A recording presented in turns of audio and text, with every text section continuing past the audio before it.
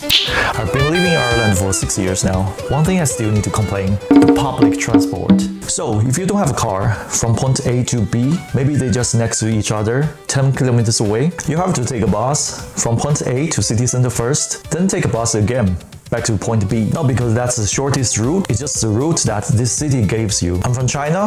In my city, the bus ring road cross all the neighborhood in the city, and as well all the directions we have the street lights. So we basically can reach out any parts of the city as well as the metro does the same.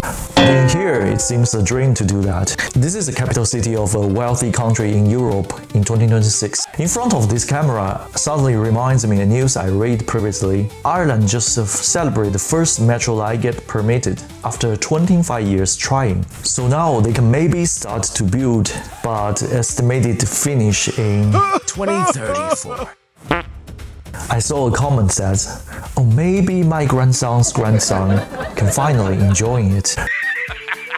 Meanwhile, in roughly 25 years, China built the world's largest metro networks, 1,100 meters, across 45 cities. Shanghai alone have 808 kilometers metro, Beijing have 879. Both were built in past 25 years, and Dublin has 0. So I want to talk about why, and I'm not here to simply praise my motherland. I just want to look at the infrastructure, everyday basic thing, and ask the different countries, different system, different result, and why is that? The numbers. Year 2000, Ireland announced it will build the first metro line in Dublin. 25 years later, they just got permission to start. 200 million spent, 0 meters built. First run, maybe 2034. That's 34 years from announcement to the opening day. For an 80.8 kilometer underground line, about the distance from one end to the other side in a middle-ranged city. The same 25 years on the other side of the planet, Shanghai opened its first metro line in 1993. By 2024, the system network extends to 808 km metro, the second largest metro networks in the world. Beijing Metro extends from a few lines to 879 kilometers in roughly the same period. Even though cities probably never heard Hangzhou, Shenzhen, Wuhan, they built the metro networks 50 years, which bigger than New York City's network already. Same planet, same era, but totally different outcomes. What's the story? If you like this video so far, please like and subscribe. The story. You might want to summarize bluntly, China is an authoritarian country, so they bulldoze whatever in the way. Democracies need to ask concerned. So one build fast, one build slow. It's very obvious, isn't it? Naive.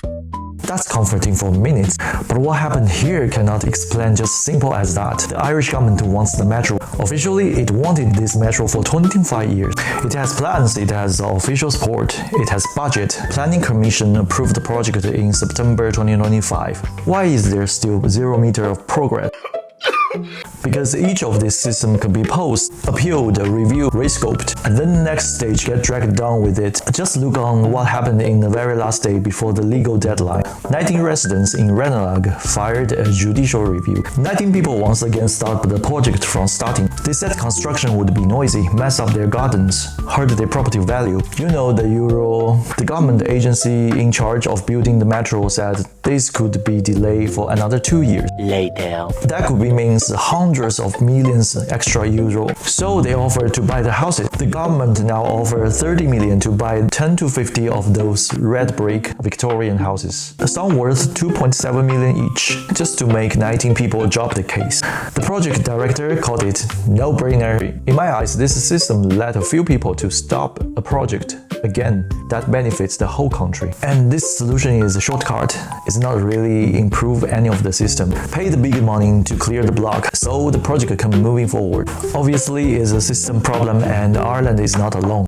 New York's 2nd Avenue subway project was approved by city in 1929. Construction didn't start until 2007. Phase 1 finally opened in 2017. That's 88 years after approval. And it's only opened 3 stations. The rest of the line hasn't been built yet. The UK's SH2 project, after the cost exploded, has been cut, rescoped, partially cancelled. Berlin's new airport took 14 years to open and cost several times than the original cost. The causes are not identical, but they all belong to the same family of problems. Lawsuits, political U-turns, and budget overruns, cost explosions, and local protests. Institutions that are very good at saying wait, but very bad at saying start. Bureaucracy over the bureaucracy, that's the reality most of the Western countries are facing. So what caused this? The comparison. Western democracies, especially their planning and legal system, were not built to build things. They were built to stop bad things from happening. Back to most of the 20th century, they did it brutally. Highways were cut through black neighborhood in America. The industrial project imprisoned the communities. Government made decisions that hurt people who had no voice. So over time, the system gave the communities and individuals the power to stop things. Environmental impact assessments, public consultations, judicial reviews, planning objections. Each of these tools exists for a good reason, but stack all of them on top of each other for decades without even asking if the things still make sense. And you get a city spent 25 years with 200 million. Still can't lay a single meter on the track. You get a situation that 19 homeowners can, and total legally, hold up project that worth €1 billion for 2 years. You got director that someone asked him in parliament if people's frustration is fair. His answer, people's frustration is not something I really can comment on.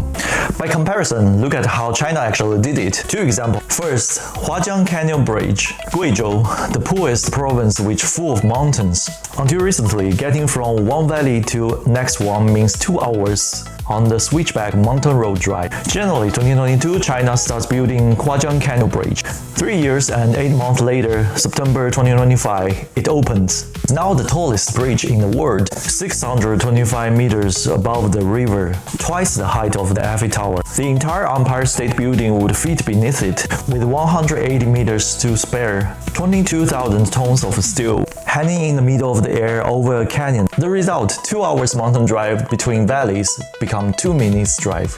Cross the bridge. Second example, Beijing Daxing Airport. December 2014, groundbreaks. September 2019, open for commercial flights. Just under 5 years, world's largest single-building airport terminal, 700,000 square meters, designed by Zaha Hadid, 4 runways, capability 100 million passengers per year.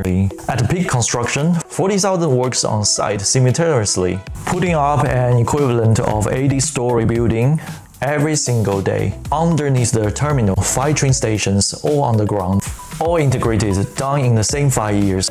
So how? China and its system plan 30 years horizon. Not 5 years elections, not quarterly budget, but a generation. Once a major project gets approved, the whole government work to make it happen. And a lot of these projects are not expected to make money quickly. Some lines lose money, yes. The national railway operator carries 839 billion on debt, but the system prepared to receive it back in long term. Do I care? No, I'm just a normal citizen. The only thing I care is my convenience and comfort. Last year, I went back home, took the high-speed train to Shangri-La. Fell asleep, woke up 3 hours later, arrived. In my city, the subway shows up every 2 minutes. It takes you everywhere. This is what I care about. The basic stuff and convenience that the person lives the city need. Now in Dublin, facing the reality every day, taking the bus or tram, enjoying the speed and not so stable schedule. The metro? Maybe until I retire. It's Z. See ya.